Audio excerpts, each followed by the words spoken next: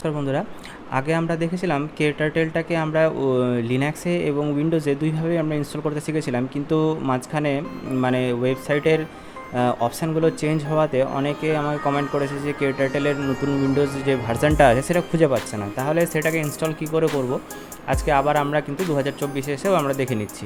তাহলে প্রথমে আমরা ব্রাউজার খুলে নিব। ব্রাউজার খুলে নিয়ে উইন্ডোজের জন্য যদি আমি KTurtleটাকে লিখি, তাহলে KTurtle উইন্ডোজ যদি আমি জাস্ট সার্চ করি, তাহলে আমরা দেখতে পাচ্ছি যে KTurtleর আমার যে ওয়েবসাইটটা উঠে এসেছে সেটা, অথবা আমি ডাইরেক্ট ব্রাউজারে লিখতে পারি apps.kde.org।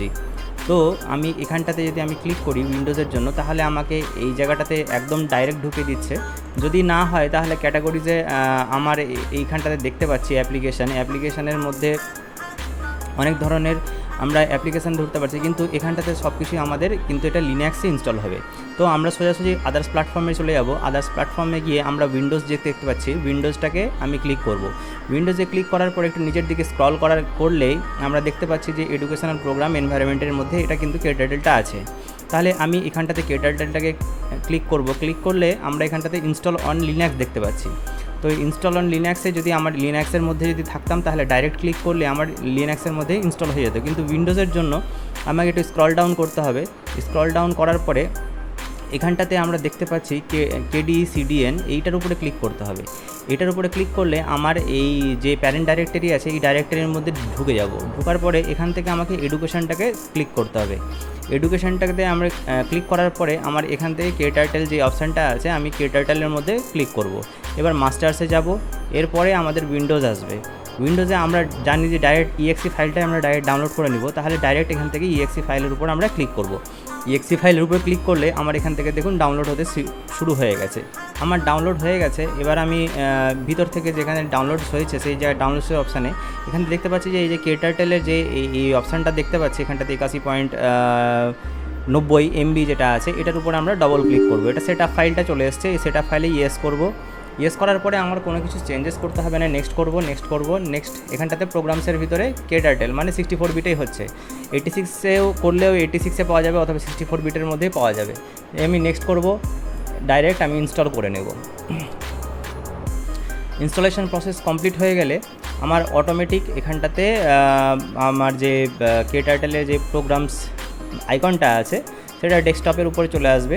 ডেস্কটপের উপরে যদি না আসে তাহলে আমরা কি করব? এখন দেখুন যে আমার ডেস্কটপে কিন্তু উইন্ডোজ 11 আসেনি, আমার উইন্ডোজ 10 আমি ইনস্টল করেছি ডাইরেক্ট চলে এসছে, বা 7 ইনস্টল করেছি ডাইরেক্ট চলে এসছে। এখান থেকে কিন্তু আমার উইন্ডোজটা আসেনি। তাহলে এইবার আমি এখান থেকে কি করব? এখান থেকে তাহলে আমাকে ভিতর থেকে গিয়ে আমাকে KTurtleটাকে শর্টকাট করে নিতে হবে। তাহলে কি করে করব? মাই পিসিতে বা মাই কম্পিউটারের মধ্যে যাব। এখানটাতে সি ড্রাইভে যাব।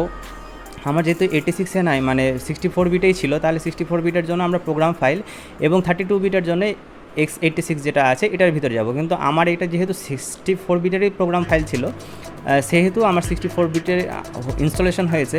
অতএব আমরা এই যে ফাইলটা দেখতে পাচ্ছি প্রোগ্রাম ফাইলসের উপর ডবল ক্লিক করব। ক্লিক করার পরে এখানে একটি স্ক্রল ডাউন করে আমাকে দেখে নিতে হবে KTurtle কোথায় আছে। যে KTurtle দেখতে পাচ্ছি এইটার উপরে আমি ডবল ক্লিক করব। এবার এখান থেকে হয়ে গেলে এবার আমি বিনের মধ্যে যাব। বিন থেকে একটু স্ক্রল ডাউন করব। এখান থেকে আমাকে KTurtle যে আইকনটা আমাদের যে কচ্ছপের ছবিটা আছে সবুজ কালারে, সেটা কিন্তু আমাদের খুঁজে নিতে হবে। আমি এখান থেকে ডাইরেক্ট প্রেস করি।